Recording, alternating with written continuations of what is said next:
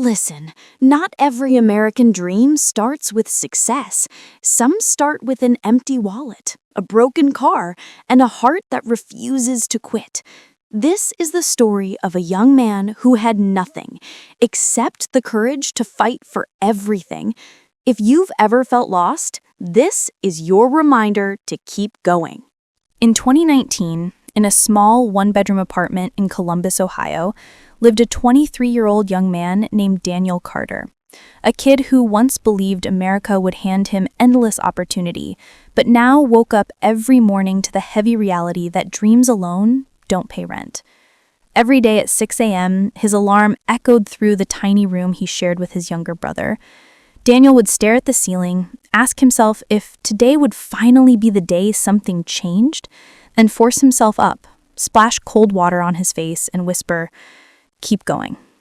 He worked 2 jobs, mornings at a grocery store and evenings delivering food, and still struggled to afford rent, groceries, and student loan payments that felt like chains he couldn't break.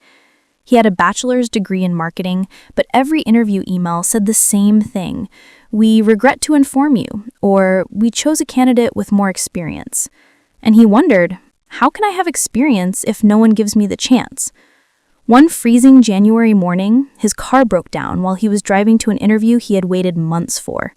He stood in the cold, watching his breath fog up the air, watching cars speed past without stopping, and he felt something inside him crack. He walked the rest of the way, 2 miles, only to arrive late and be told the position had been filled.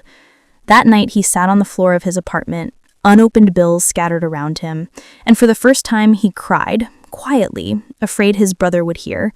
He whispered, "Maybe I'm not enough." But the truth was, he was exhausted, not weak.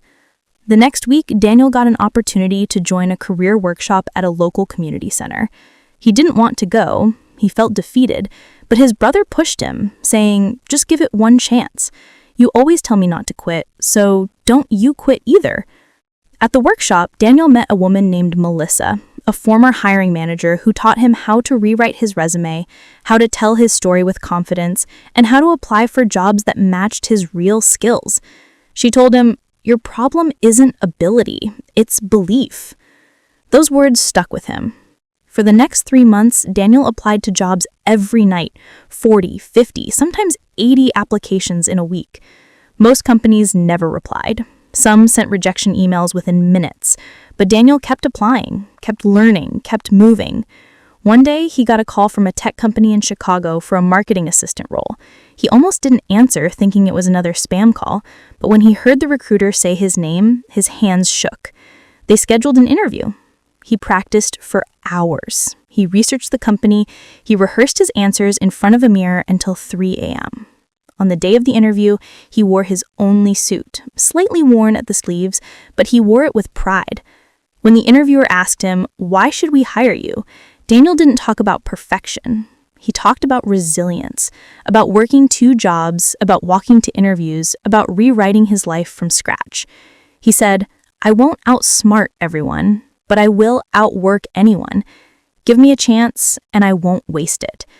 Days passed with no reply. Daniel tried to distract himself with work, but every time his phone buzzed, his heart raced.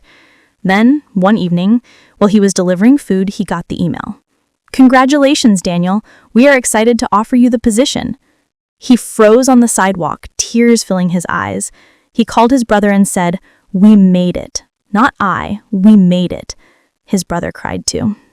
Daniel moved to Chicago with nothing but 2 suitcases, a secondhand laptop, and a fire inside him that wouldn't go out anymore. He worked hard, earned respect, and slowly paid off his debts. 2 years later, he was promoted. He rented a better place. He helped his brother start college. One night, standing on his apartment balcony, looking at the city lights, he whispered the exact words he once feared he'd never say: "I'm proud of the man I fought to become." And the truth is, this wasn't a miracle. It wasn't luck. It was persistence. The kind that hurts, the kind that tests you, the kind that makes you feel like breaking. But Daniel learned something every young dreamer in America eventually learns. The world doesn't always give you a chance. Sometimes you have to build one. And when you do, when you fight with everything you have, Your story becomes proof that even in struggle, even in darkness, there is a path forward for anyone who refuses to quit.